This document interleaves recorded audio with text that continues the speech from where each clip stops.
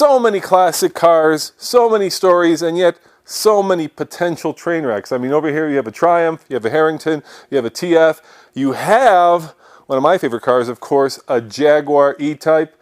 And the question that you might be wondering is, if your heart is in love with one of these cars, which one of them should you buy? And more importantly, which one of them should you not buy? And coming up next on our new episode, Load Bearing Paint, we are going to give you the 5 don'ts of buying a classic car to restore.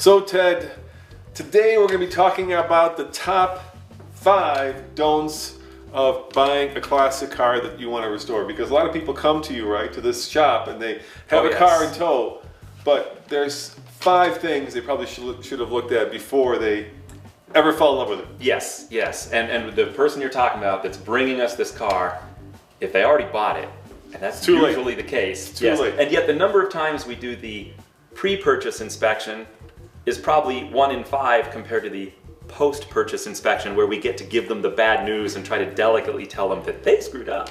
So yeah, it's pretty funny. Before these guys tell you the bad news, we're going to tell you what to look for. Yes. Is that right? All right, let's start with number 5, and that's an obvious one, the engine. What are we looking at when we look at the engine? You know, the engine, and this is a sweeping generalization of engines throughout whatever kind of car you might be interested in.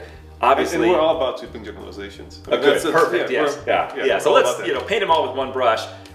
In general, an engine, if it doesn't leak, smoke, or knock, you're probably good. You know, if the car drives up, let's say you're looking at the car and the guy's trying to sell it to you.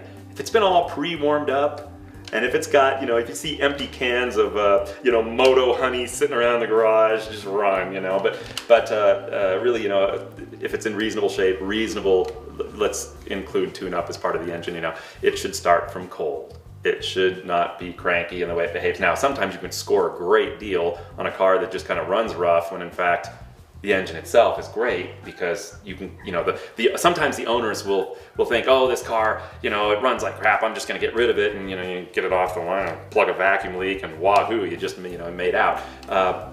But Paul has a story actually. He bought I think it was an MGA, got it for a steal because this was years ago. The owner was like, oh, this damn thing needs a clutch, and so he got it for nothing. And, what did it need? Needed some clutch fluid. Those things. One can of clutch fluid. One can of clutch, and he just kind of poured it in there and sort of stomped on it, and it kind of bled itself.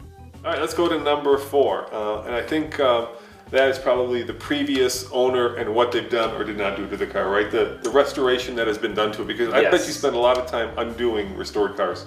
Oh, I would say, I wish I had a pie chart for that fraction, because I'll bet that most of the repairs that we do on these cars are undoing the last 5 guys that decided they could do it themselves. And how do you look for that? I mean, how do you know? It seems like you have to have an expert eye to be able to tell. Because I'm the idiot that did all that stuff when I was a kid. So I know exactly, in fact, the best example of the car never to buy. If I raise my hand and I say, I'm selling my Sunbeam Alpine, I got it when I was a kid. Don't buy it. It's a litany of everything I make fun of customers for. You can get under the dash with little wires twisted together with electrical tape. It's got 7 layers of paint, and they were all done on the cheap. I mean, horrible.